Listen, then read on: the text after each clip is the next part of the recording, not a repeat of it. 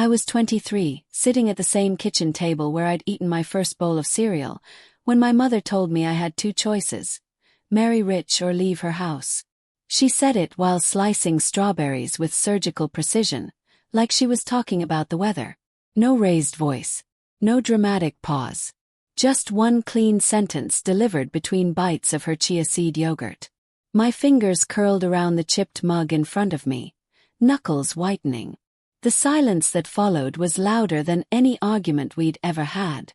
"You're not a child anymore," she added, still not looking at me. "It's time to think about your future. This," she gestured around her like our pristine chandelier-lit kitchen was some sort of threat, "isn't free." It wasn't the first time she'd hinted at her disappointment.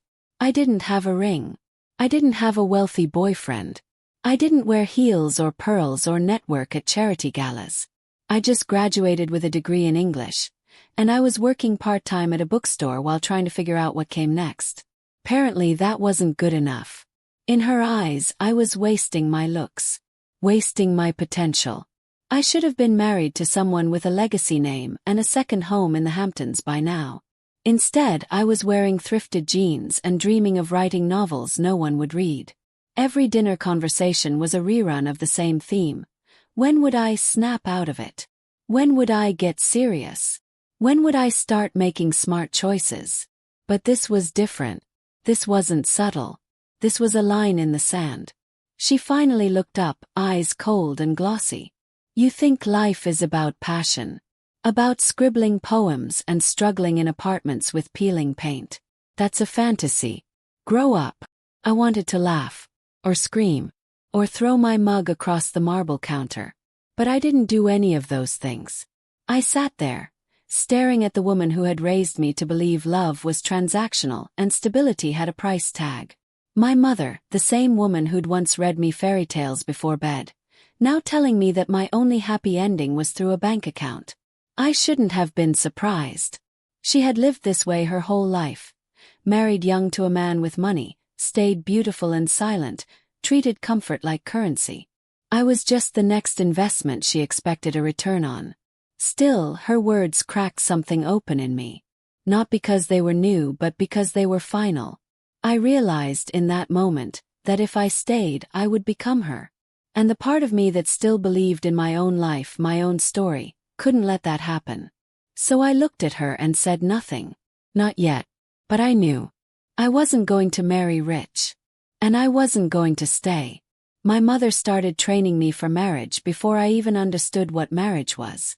By the time I was 8, I was enrolled in etiquette classes that met every Saturday at a country club we didn't belong to, but pretended we did.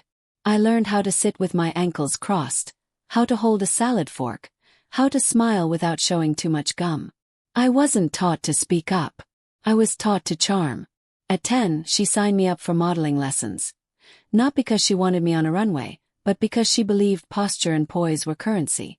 "A lady's presence," she used to say, "is her power."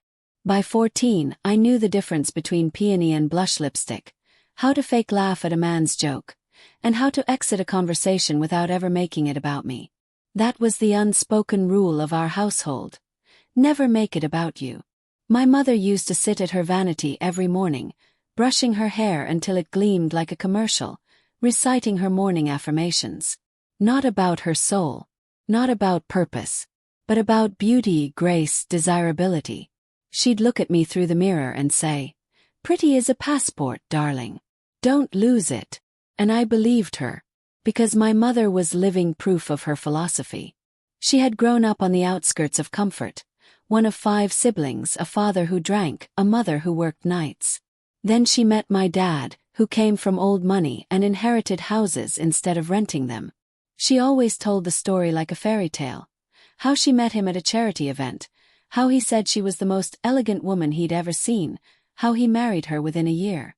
She never mentioned the way she flinched when his voice rose. Or how her smile froze when he brought up the prenup. Or how she never finished college because, what was the point? From as far back as I can remember, it was made clear to me. I was her second chance. If she couldn't become a true part of that world, I could. And in her mind, love was a means to an end, not a feeling but a strategy. Marriage wasn't about companionship. It was about status. Survival even. She used to call it smart living. By high school, I had a closet curated by her. Blazers instead of hoodies. Pencil skirts instead of jeans. If I showed interest in painting or writing, she redirected me. You can write poetry in your journal. What you need is a man who can fund your lifestyle. Once, in senior year, I told her I wanted to apply to a liberal arts college in Oregon.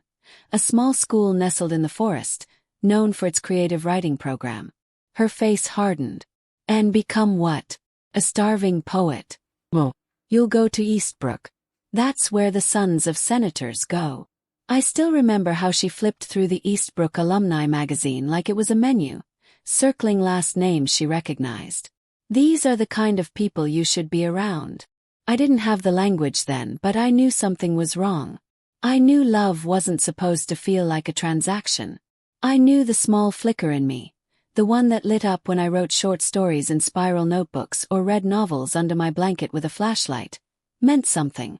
But every time I showed it to her, she dimmed it. Not out of cruelty, I see now, but out of fear. She was scared I'd choose a life with no security, no guarantees, that I'd end up like her mother, tired, bitter, worn down by bills and a man who couldn't be depended on. She thought love was unreliable, but wealth had rules. So she raised me like a weapon, sharpened for a world of rich men and quiet wives. And for a long time I played along. I wore the dresses. I dated the heirs. I smiled like I meant it. But somewhere inside me, the girl with the flashlight and the spiral notebook never left. And she was getting harder and harder to silence. His name was Andrew Carlyle, and he was everything my mother had ever wanted for me. Tall, clean-cut, Ivy League, educated. The kind of man who shook hands with his father's lawyer and knew which wine to order without asking. He worked in finance, something to do with strategic markets, though I never quite understood what that meant, and came from a family with a foundation in their name. My mom met his mother at a fundraiser. 2 weeks later, Andrew and I were having dinner at an overpriced steakhouse, where the lighting was dim enough to disguise how uncomfortable I felt. He was nice enough, I guess. Polite. Handsome in a generic way. He asked questions, but only to answer them himself. When I told him I liked to write, he smiled and said, "That's cute. You'll have plenty of time for that once you're settled." Settled. Like a package on a doorstep. My mother beamed when I told her about the date. She started planning the wedding before we even kissed. "That family owns property in Aspen," she said, practically glowing. "Do you know what that means?" I nodded like I did. Like I cared. For a few weeks I tried. I wore the dresses she picked, let her curl my hair and coach me through conversations. Don't talk about politics. Don't talk too much. Laugh when he makes a joke, even if it's not funny. I went to galas on his arm, smiled at his parents, pretended to enjoy talking about investment portfolios and private schools for hypothetical children. But inside I was slipping away, piece by piece. Then came the night I sat in the back seat of his black town car after a charity dinner. He was checking his phone, scrolling through stocks or news or messages I'd never be important enough to see. I stared out the window at the city lights, and for a moment, I imagined my life with him. Champagne toasts, charity brunches, sterile rooms in oversized houses, children raised by nannies, and a smile that never quite reached my eyes. I felt it in my bones. If I go through with this, I'll disappear. Not all at once. Slowly. Like a light dimming until there's nothing left but shadows of who I used to be. The next morning I told my mother I was done. I wasn't seeing Andrew anymore. I was leaving. For real this time. She stood in the doorway of the kitchen, arms crossed, mouth tight. "Don't be dramatic," she said. "Do you think freedom pays rent? You'll regret this when you're 30 and broke." "No," I said, voice shaking. "I'll regret it if I stay and lose myself." Her eyes narrowed. "You're choosing failure. You're throwing everything away." "No," I whispered. "I'm finally choosing me." She didn't cry. She didn't beg. She just turned away and muttered, Then don't bother coming back. And that was it. I packed my things into a duffel bag I'd had since high school. No designer luggage. No father to hug goodbye. Just me, a few notebooks, and a quiet kind of terror that somehow felt more honest than anything I'd ever known. I didn't have a plan. I didn't even have a real job. But I had a conviction pulsing through my veins, louder than fear. For the first time in my life, I wasn't someone's daughter, someone's date, someone's prize. I was free. I moved out with 2 duffel bags, a box of books, and no real idea what came next. Jenna, my old roommate from college, let me crash on her couch in a cramped walk-up that always smelled like takeout and damp laundry. She didn't ask questions, just tossed me a blanket and said, "You can stay as long as you need. But you're doing the dishes." I smiled for the first time in days. The first few weeks were a blur of uncertainty. I worked at a cafe 3 blocks from Jenna's apartment. Minimum wage, long hours, aching feet. I also picked up a few late-night shifts stocking shelves at a corner store to make rent money when I eventually found a room to sublet. It wasn't glamorous. Not even close. I ate cheap ramen and dollar-slice pizza. I wore thrifted sweaters layered over old t-shirts. I learned how to make a $4 coffee stretch across an afternoon just so I could use the cafe Wi-Fi. I burned through my savings in 2 months. But for the first time in my life, every choice was mine. I didn't have to explain myself to anyone. I didn't have to perform politeness or dress for someone else's approval. There was no talk of eligible bachelors or tailored futures. Just me, a threadbare blanket, and a whole lot of silence. That silence was brutal at first. Loneliness crept in slow and cold. I'd sit on Jenna's couch at night while she was out, staring at the chipped paint on the ceiling, wondering if I'd made a mistake. I missed soft beds, hot showers, health insurance. I missed the illusion of security, even if it came with a cage. Some nights I cried, muffling the sound into the borrowed pillow. Not because I wanted to go back, but because it hurt to realize how much of my life had never belonged to me in the first place. But then, in the quiet, something started to stir. I pulled out an old notebook I'd stuffed into my bag, one I hadn't opened in months. It was mostly blank, just a few scribbled poems, fragments of dialogue, ideas I never had time to develop. I sat at Jenna's wobbly kitchen table and started to write. Nothing profound. Just thoughts, memories, what it felt like to breathe for the first time without someone telling me how. I wrote about the dinner with Andrew, how fake the tablecloths felt. I wrote about my mother's eyes, sharp and hollow, and the way she made beauty feel like a burden. I wrote about the ramen, the aching feet, the joy of hearing my own voice again.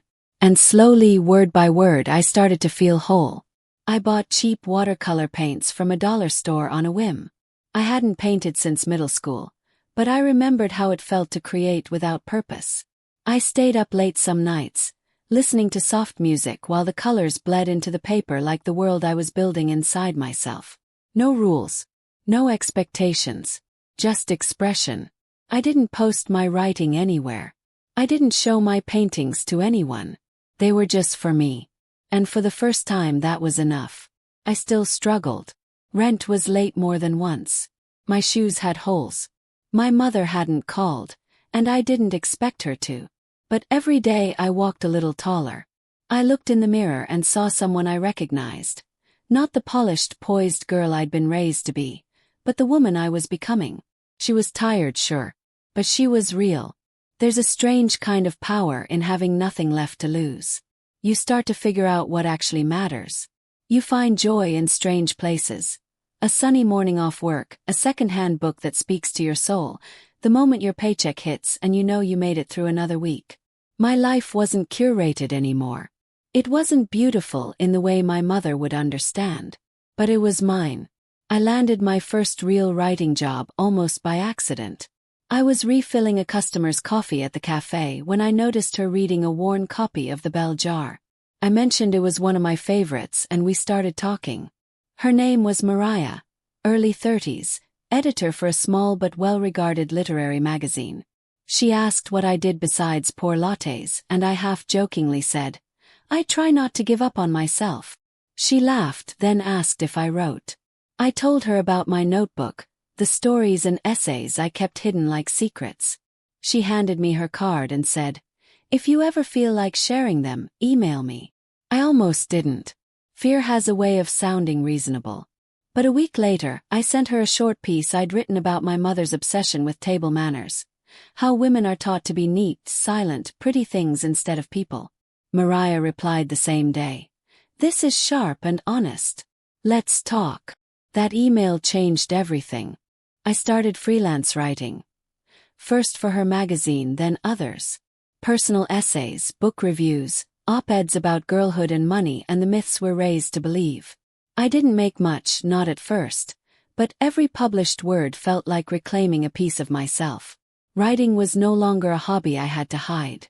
It became my way of making sense of the world, and of finally being heard. And for the first time I started meeting people who saw me for more than what I looked like or who I might marry. There was Lena, a painter who sold prints at the flea market and let me crash her studio when I needed quiet space to write. There was Chris, a barista-turned-photographer who lent me his old laptop when mine broke without asking for anything in return. We weren't saving each other. We were surviving together, building small lives full of art and music and honest conversation. Even love came slowly, gently. Not like it had before, with transactional undertones and rigid expectations.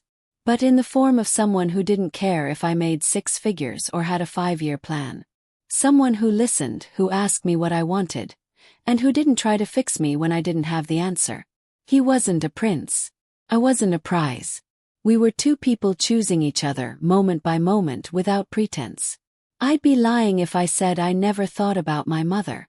Sometimes I'd catch myself folding my napkin just so, or hearing her voice in my head when I wore chipped nail polish to a meeting.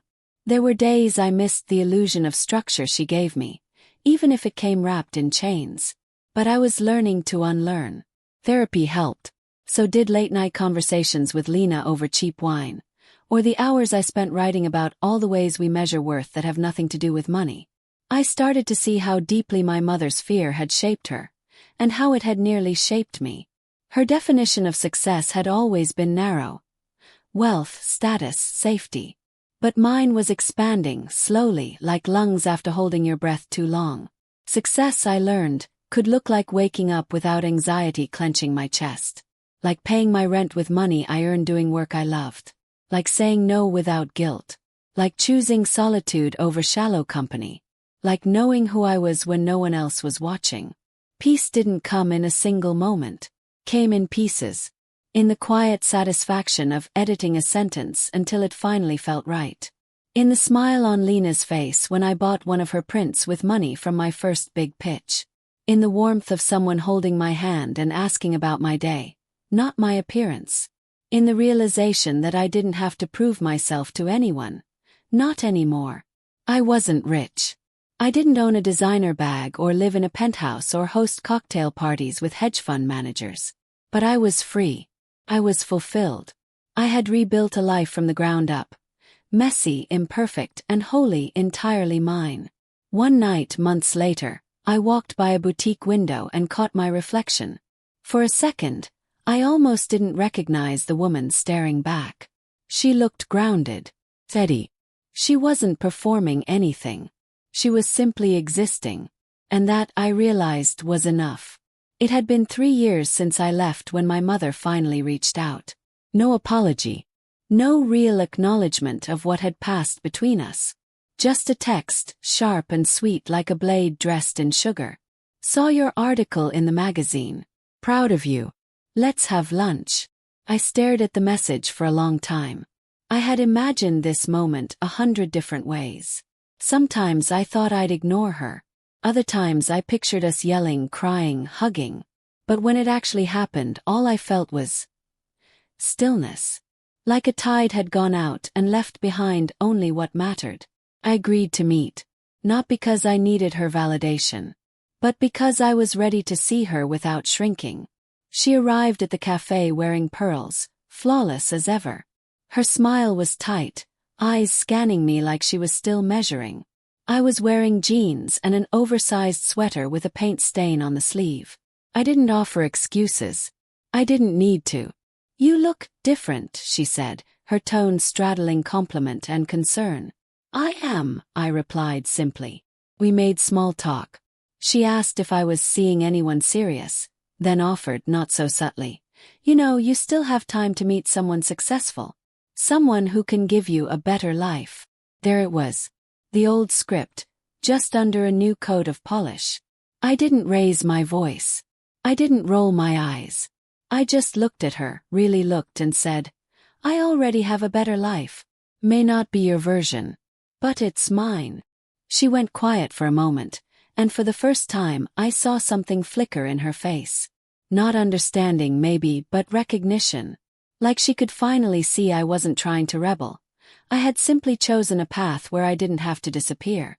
We finished our coffee. She offered a stiff hug. As I walked away, I didn't feel triumphant. Felt clean.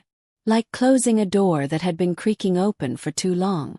Back home, I stepped into my tiny apartment, the one with the wobbly kitchen chair and the wall covered in second-hand art.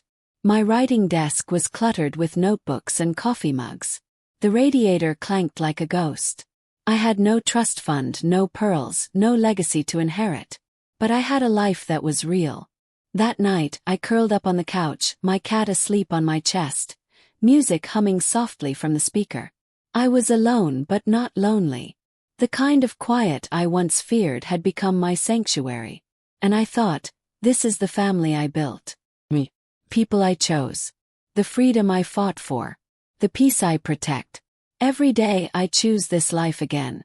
Not because it's easy, but because it's mine. And that choice, made in full light and without fear, will always be enough. If I've learned anything, it's this. A life that looks perfect but isn't yours will slowly erase you. They told me love meant comfort, that success meant marrying well, that a woman's worth was measured by how pleasing she could be. To men, to society, to her family. I believed it for a long time. I tried to fit into that box. But the tighter I folded myself to fit, the more pieces of me I lost. Walking away wasn't easy. It was lonely. It was terrifying. But it was honest. I had nothing except the power to start over, and that turned out to be everything. Now I know. Choosing yourself isn't selfish, it's survival. And freedom. It doesn't always come with money or applause. Sometimes it looks like a quiet room, a warm meal you bought yourself, or waking up and recognizing the woman in the mirror. I didn't just leave her house. I left her expectations, her fears, her version of me behind. And I found someone better, the real me.